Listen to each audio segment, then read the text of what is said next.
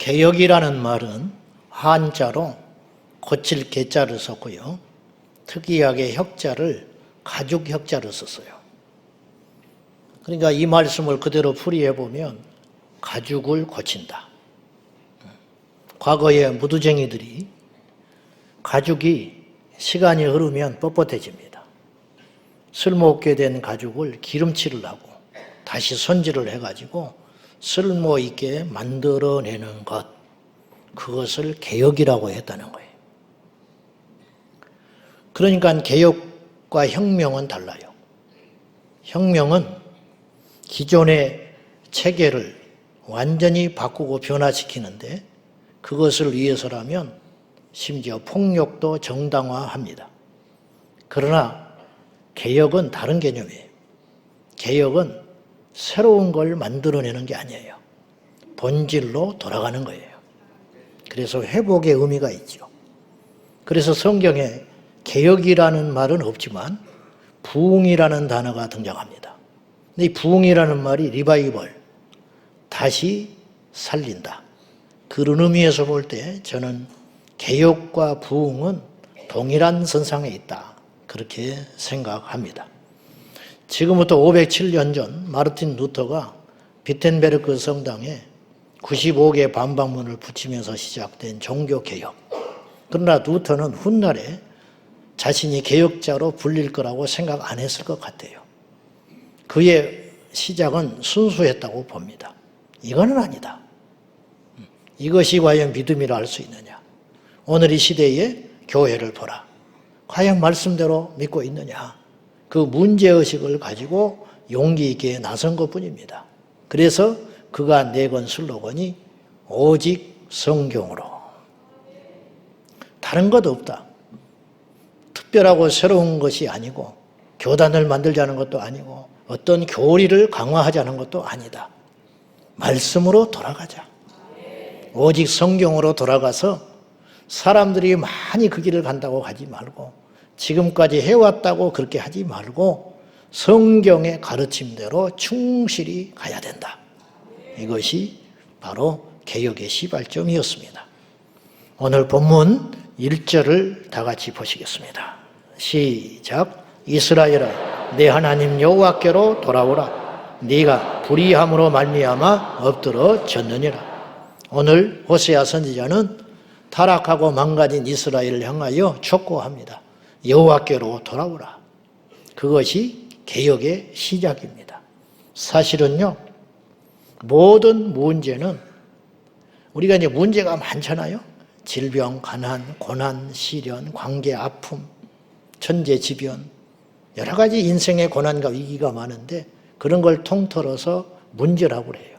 근데 이 문제 중에 문제가 있어요. 근본적인 문제. 비가 새고 있는데 지붕을 수리해야 근본적으로 해결되는 것이지 벽지를 아무리 바꿔 가봤자 얼마 지나면 또다시 더럽혀질 것 아닙니까? 그건 땜빵이라는 것이죠. 그러니 근본적인 문제가 어디에 있느냐? 그것은 하나님을 떠났기 때문이다. 그래서 여호와께로 돌아가라고 촉구하고 있는 것이에요. 당자의 문제가 한두 가지가 아니었어요. 가난했고 비참했고 탕진했고 죄의 길에 서 있었어요. 오갈 데도 없었어요. 그리고 어느 선까지 바닥을 쳐버렸냐면은 구정물, 돼지가 먹는 구정물통을 먹을 정도의 수준까지 갔어요. 많은 문제들이 있었지요. 그러나 근본적인 문제는 하나였어요. 그건 뭐냐? 아버지의 집을 떠났기 때문이에요. 오늘 우리도 마찬가지입니다. 오늘 우리에게 많은 일이 발생할 수 있습니다. 자식의 문제, 또 관계의 문제, 직장의 문제, 일터의 문제, 교회 안팎에서 수많은 문제들이 기다리고 있습니다. 그러나 답은 하나입니다. 우리가 하나님께로 돌아가면 되는 것입니다. 여호와께로 돌아오라. 근데 돌아감의 전제, 돌아가라는 말은 무슨 말이냐? 회개하라는 거예요. 회개하라는 말. 탕자가 아버지께로 돌아갈 수 있는 원동력은 어디에 있었냐? 자기 성찰에 있었어요. 내가 잘못됐다. 내가 아버지의 집을 떠났기 때문에 이 지경을 당하고 있구나. 그걸 깨닫는 순간 아버지께로 돌아갈 힘이 생긴 것이라는 거예요. 우리가 아버지 하나님께 돌아간다 할 때 예배당에 출석하는 걸 말하지 않아요. 종교 예식 행위를 하는 걸 말하지 않아요. 그건 뭐냐? 왜 사람은 안 바뀌느냐? 왜 하나님을 만나지를 못하느냐? 그렇게 오랫동안 종교 생활을 했음에도 불구하고 하나님을 인격적으로 만나지 못하는가? 하나님이 안 계신 게 아닙니다. 어떤 사람은 만나지 않습니까? 어떤 사람은 변화되지 않습니까? 어떤 사람은 주님을 만났다고 펄쩍펄쩍 뛰잖아요. 그런데 어째서 한 공간에서 똑같이 예배를 드리는데 나는 하나님을 만날 수 없는가? 그 이유는 여기에 있으니 우리가 하나님 앞에 죄를 회개하지 않은 상태였기 때문입니다. 성경은 촉구예요. 회개하라. 천국이 가까이 왔느니라. 이 말은 무슨 말이에요? 천국을 얻으려면 회개가 전제되어야 된다는 거예요. 주님을 만나려면 회개가 전제해야 된다는 것이에요. 그런데 사람들은 자기 자신을 잘 몰라요. 지금 러시아와 우크라이나 전쟁이 생각보다 너무 오래 갑니다. 전 세계적인 비극인데 러시아도 그렇고 전 세계가 우크라이나 자신도 마찬가지 처음에 전쟁이 발발했을 때 못 버틸 줄 알았어요. 한 달이면 끝날 줄 알았어요. 손들 줄 알았어요. 근데 생각보다 전쟁이 오래가는 이유는 우크라이나가 강하기 때문이기도 하지만 러시아가 생각보다 너무 약한 거예요. 그러면 러시아가 바보가 아니잖아요. 준비 없이 전쟁했을 리는 없을 거 아닙니까? 근데 왜 이런 일이 벌어졌느냐? 그거는 제 생각에는 그래요. 거짓 통계 때문입니다. 거짓 문서. 사회주의 국가는 자발적이지 않고 일단 잠깐의 자신의 책임만 면피하면 되는 구조예요. 그러니까 당장 혼낼 수 없고 당장 처벌받기 싫으니까 거짓 문서들이 난무할 것이고 거짓 통계, 수치상에는 존재하는데 실상 없는 무기고 총알도 부족했을 것이고 총도 부족했을 것이고 무기는 노후화되어 있었을 거예요. 그러다 보니 자기도 생각하지 못한 치명적인 일들이 생긴 거예요. 다시 말해서 러시아는 자신을 몰랐어요. 자기 자신을 살피지 않았기 때문에 이 전쟁에서 이렇게 큰 어려움을 당하고 있는 것입니다. 러시아가 잘했다는 말이 아니에요. 오늘 우리 자신도 마찬가지라는 거예요. 모든 개혁의 시작은 어디서부터 시작되느냐? 우리 자신부터 시작되어야 되는 것이에요. 왜 정치가 안 바뀝니까? 정치인들이 안 바뀌기 때문입니다. 그러면 정치인들은 왜 이렇게 안 바뀌는 것입니까? 자기 자신을 몰라요. 지방에 어디 가면 700억짜리 구청 건물이 있어요. 그리고는 빚잔치를 하는데도 불구하고 계속 외국 여행만 나가는 거예요. 국민들이 고통받고 있고 손가락질 하는 것을 몰라요. 모든 사람이 아는데 그 틈바구니 속에 들어가면 국회의원만 되면 정치하고 어떤 관직만 얻게 되면 사람들의 소리가 안 들리는 모양이에요. 그러니 정치가 안 바뀌는 거예요. 바뀌려면 자기 자신부터 바뀌어야 되는 것이거든요. 우리도 마찬가지입니다. 세상을 꾸짖기 전에 우리가 먼저 바뀌어야 됩니다. 목사가 바뀌면 교회 성도들이 바뀔 것 아닙니까? 아버지가 바뀌면 자식이 바뀔 것 아닙니까? 자식은, 부모는 자기 역할을 하지 않으면서 자식한테 꾸짖으면 그 자식이 변할 리가 있겠습니까? 그래서 모든 개혁은 우리 자신부터, 모든 죄의 고백은 내 자신부터. 지옥은요, 누가 가느냐? 믿지 않는 자가 가요. 믿지 않는 자가 지옥 가서 뭐 하느냐? 남의 탓하는 거야. 남의 탓. 저 사람 때문에 내가 예수 안 믿었고, 저 교회 때문에 예수 안 믿었고, 저 목사 때문에 내가 여기에 왔다. 그거는 어느 정도 설득력이 있을지 모르나 현실은 뭐예요? 지옥에 떨어지고 말았잖아요. 지옥에 떨어진 사람들이 껄껄껄하고 후회를 계속합니다. 그때 믿을 걸, 그때 회개할 걸, 그때 가지 말 걸. 오늘도 마찬가지예요. 오늘 또 성령님께서 이 강단을 통해서 어떤 한 사람에게 이야기하고 있는 거예요. 남의 허물을 탓하지 말고 내 자신을 보라고 성령께서 이 시간 스피커를 통하여 말씀하고 있는 것이에요. 야구에 관심 있는 사람은 지금 메이저리그에서 제일 핫한 인물이 있는데 바로 쇼헤이라는 인물이에요. 오타니 쇼헤이라는 야구 선수인데 미국 메이저리그에 수만 명이 그 선수가 되기 위해서 지금도 꿈을 꿔요.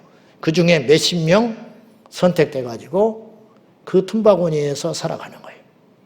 그런데 그 중에서도 최고의 선수가 일본 동양인 선수가 있어요. 이 선수는 메이저리그 역사 최초상 50 클럽에 가입을 했어요. 뭔지 모르지요? 50개 홈런, 50개 도루. 이건 쉬울 듯 싶지만 지금까지 이걸 이룬 사람이 없었다는 거예요. 그래가지고 50번째 홈런을 친 볼을 주운 사람이 있었어. 그 사람이 얼마를 벌었느냐? 우리가 좋아하는 돈 61억. 야구공 하나가 61억짜리. 금덩어리로 만들어도 61억이 안 될 텐데 평범한 야구공이 그 기념비정의 공이 61억이 되었다는 거예요.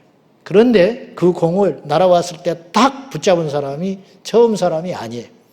어떤 사람의 손을 거쳐 가서 바닥에 떨어진 공을 필사적으로 잡은 사람이 하나 있었어. 그 사람이 61억 번 거예요. 그래서 뭐 소송을 한다 어쩐다 그래요. 응? 왜냐 애기 걸 뺏었다 뭐 그런 말이 돌아다녀. 그러면 내 손을 거쳐간 공이 61억짜리인데 어떤 사람이 주워가지고 그것이 61억을 벌었다면 잠이 오겠습니까? 차라리 멀찍이 떨어져서 그 공과 상관이 없었다면 덜 억울하지.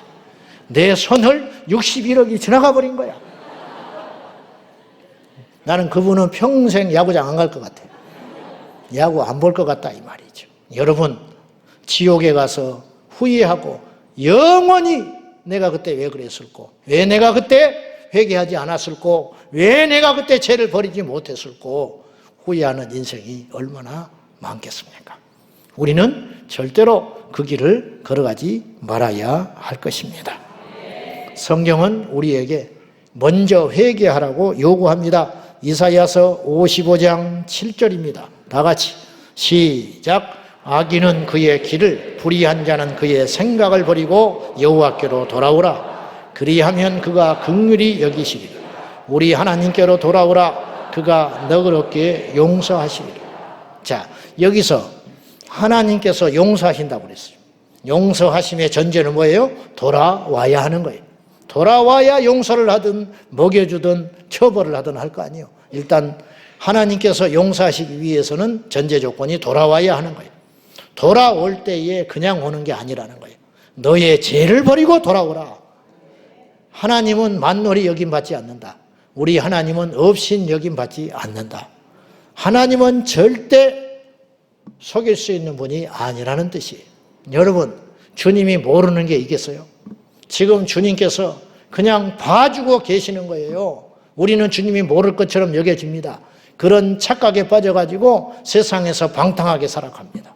세상에서 술 먹고 세상에 거짓말하고 세상에서 죄짓고 그러면서 주일날은 우리가 아무렇지도 않게 올 수도 있는 거예요. 그것이 저와 여러분의 현실이에요. 그러면 그것을 하나님이 몰라서 그렇게 하고 있겠냐는 거예요. 여러분 사람도 하는 일을 하나님이 모르겠습니까? 하나님께서 참아주고 계시는 거예요. 길이길이 참아주고 계시는 거예요. 그것이 하나님의 사랑입니다. 하나님이 참아주니까 사람들은 착각해요. 하나님이 안 계시다는 거예요. 사람들이 착각해요. 하나님은 이걸 모를 거라는 거예요. 제가 초등학교 1, 2학년 때 도벽이 생겼어요. 도벽.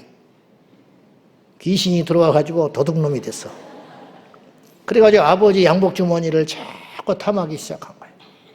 가지고 머리 쓴다고 지갑을 열어가지고 옛날에 500원짜리 지폐가 있었으니까 지폐가 제법 두툼하게 있을 때만 살짝 한 장씩 뺐어요. 그러다가 간이 커져가지고 1,000원짜리를 건들고 10,000원짜리를 건들기 시작했어요. 그리고 지폐가 몇 장 없을 때는 손을 안 댔어. 그리고는 한 달간 신나게 쓰고 다녔습니다. 친구들하고. 그러던 어느 날 아침 밥을 먹는데 저하고 제가 터울이 크니까 저 혼자 외동아들처럼 컸는데 마하고 어머니하고 아버지하고 밥을 먹는데 쳐다보지도 않고 아버지가 밥을 먹으면서 여기에 도둑놈이 한 놈 앉아있다는 거예요. 여기 도둑놈이 한 놈 앉아있는데 못된 행사를 한다는 거예요. 도둑년은 아니었어요. 나밖에 없잖아. 밥을 어떻게 먹었는지 몰라. 그리고 그날 이후로 돌아가실 때까지 말이 없었어요. 그런데 내가 그때 너무너무 두려웠어요. 그리고 그 이후로 그 도벽을 끊었어요. 여러분, 나는 모르는 줄 알았어요. 나는 이것이 완전 범죄인 줄 알았어. 그런데 허물 많고 허점 많은 육신의 아버지도 알고도 참아주고 계셨더라고. 우리 하나님이 모르시겠습니까? 우리 하나님이 우리의 머리털까지 세신 바 되었는데, 우리의 생각도 읽고 계시는데 우리 상황을 무엇을 모르시겠습니까? 우리가 주님께로 돌아가기 위해서는 전제 조건이 반드시 있습니다. 여러분 꼭 기억하셔야 됩니다. 회개하고 여호와께로 돌아가라. 씻지 않고 왕을 어떻게 만납니까? 신부가 신랑을 아무리 사랑한들 예복을 입지 않고 어떻게 예식에 참여할 수 있다는 말입니까?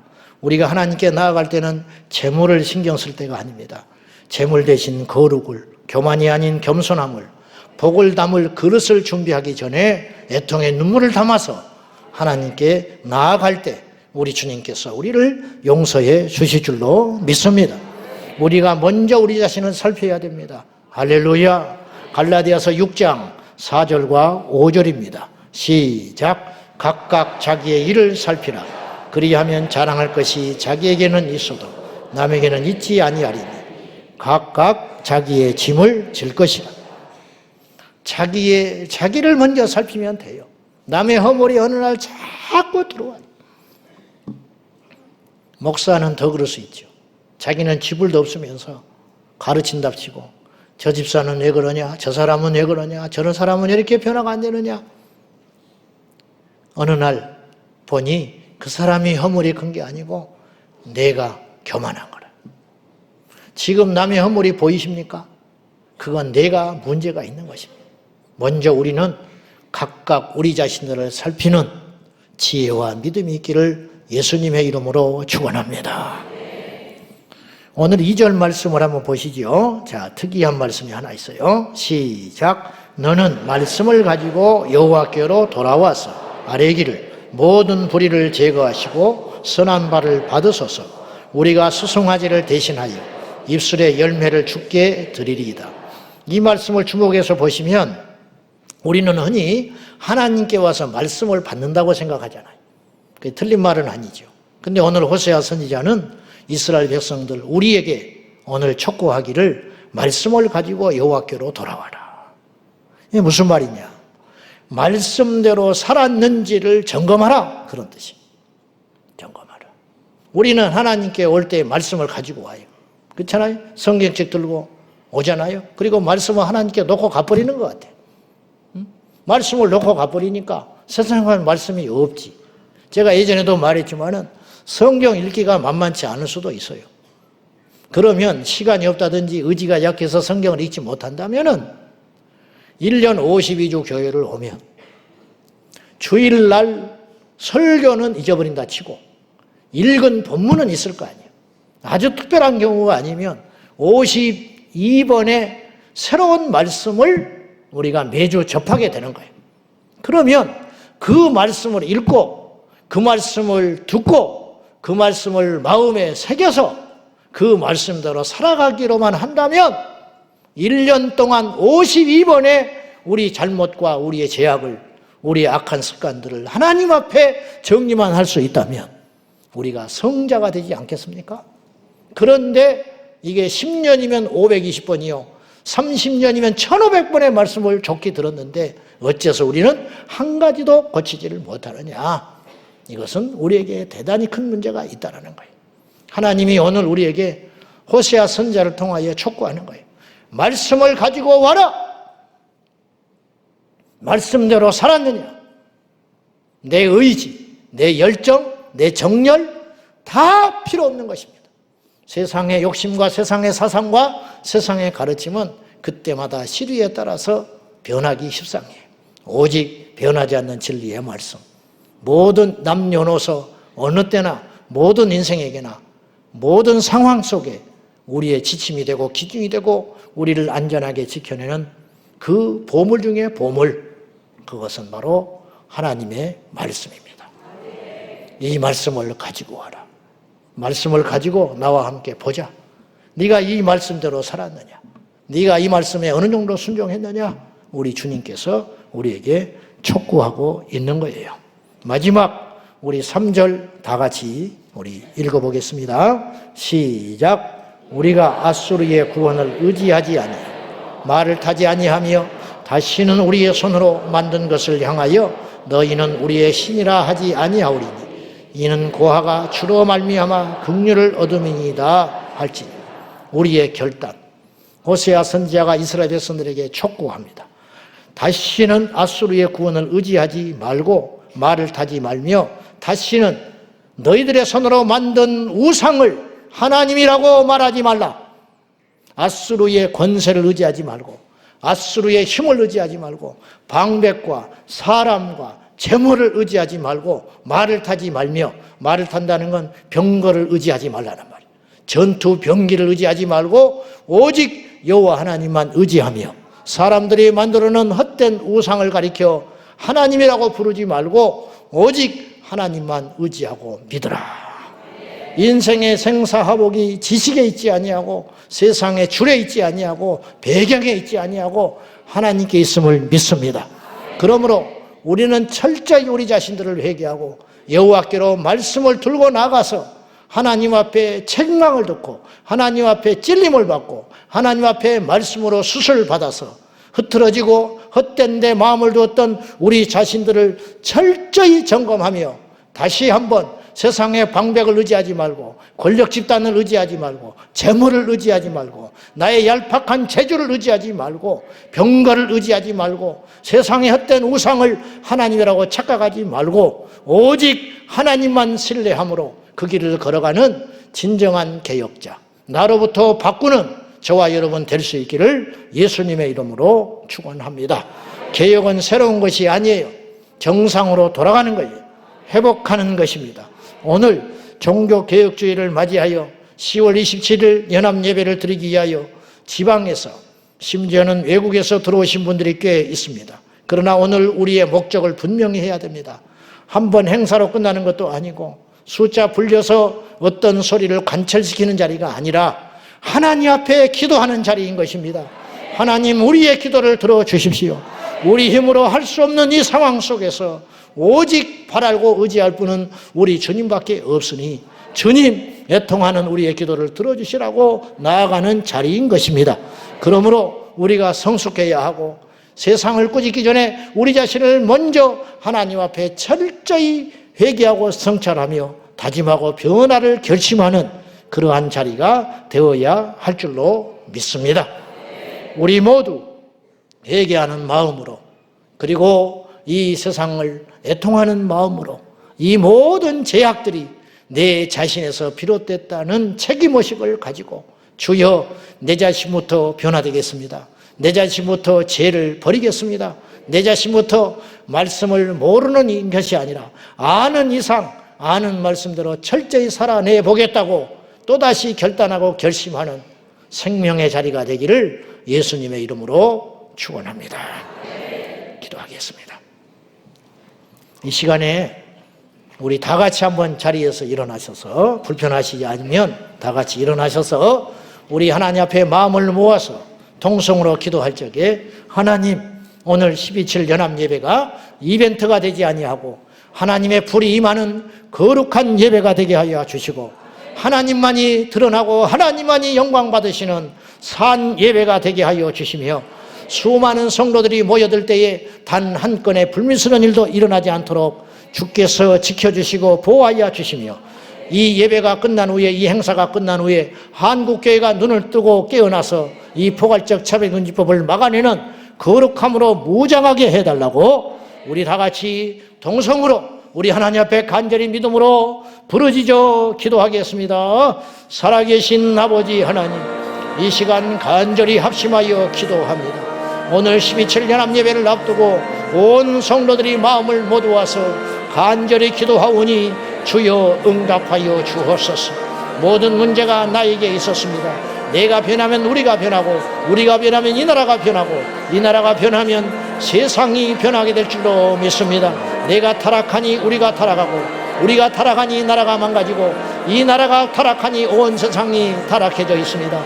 여호와여, 우리를 불쌍히 여겨 주옵소서. 간절히 부르짖는 종들의 기도를 들어주시사 우리 사랑하는 성도들 머리털 하나 상하지 않게 하여 주시고, 수많은 인파가 모여 하나님 앞에 회개하며 찬양하며 예배하며 기도할 적에 우리 모두가 한마음 되게 하여 주시고, 불미스러운 사건 하나도 없도록 하여 주시고, 세상의 여론을 잠재워 하나님 앞에 영광을 돌리게 하여 주시며, 비웃는 소리들이 두려움이 변화되게 하여 주시고, 손가락질하는 저 손가락이 손뼉치는 소리로 변화될 수 있도록 성령님 역사하여 주옵소서. 왕이신 하나님을 경배합니다. 왕이신 하나님을 찬양합니다. 예배 가운데 기름 부어 주옵소서. 모인 모든 무리를 기억하여 주옵소서. 우리 성도들의 현재와 미래를 책임지사 예수의 이름으로 승리하는 믿음의 용사들이 다 되게 하여 주시고, 12.7 연합예배 이후에도 온 한국교회가 똘똘 뭉쳐 이 거대한 악법을 막아내게 하여 주시고, 아버지 하나님 앞에 영광을 돌리는 귀한 역사가 일어나게 하여 주옵소서. 시작부터 마지막까지 성령 하나님 역사하여 주시고 인도하여 주옵소서. 할렐루야.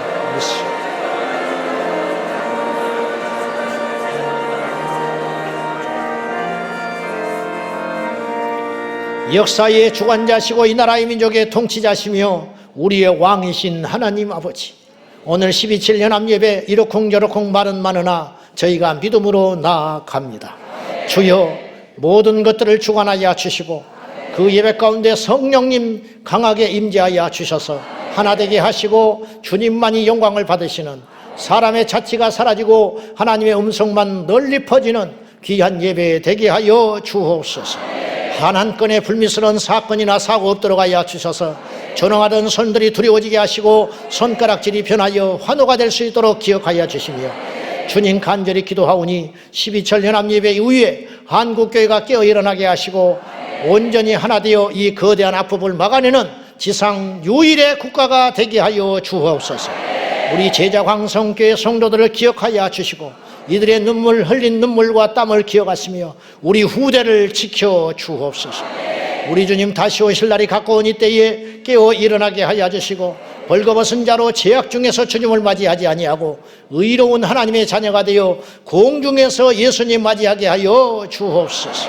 예수님의 이름으로 간절히 기도하옵나이다.